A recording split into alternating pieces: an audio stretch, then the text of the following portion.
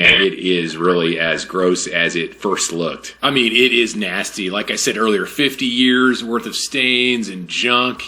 And so I really want to help you see what I'm dealing with in case you're dealing with the same. Obviously, my biggest concern was, will the epoxy paint cover it and hide those stains for good? And I'm excited to say that it worked.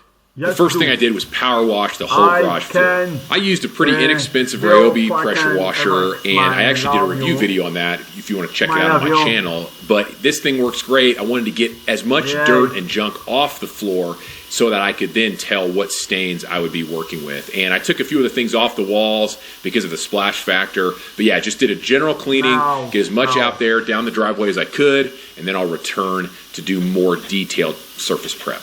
The next step was to use some goof off stain remover, and I am applying that to these really awful spots. And so there's a lot of different chemicals and cleaners you can get. And so this is what I chose for the stains. There's also a lot of different methods on diluting with water and applications and set time and all that. And so for me, I just poured it straight on. I used the concentrate, and then after it was on the surface, I then used a bristle brush just to work it into the general stain area.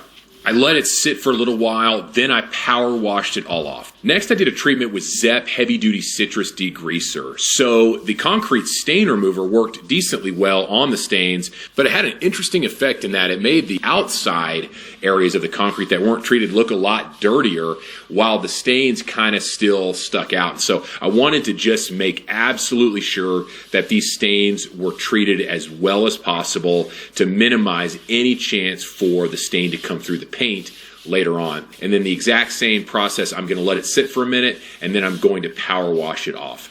The third step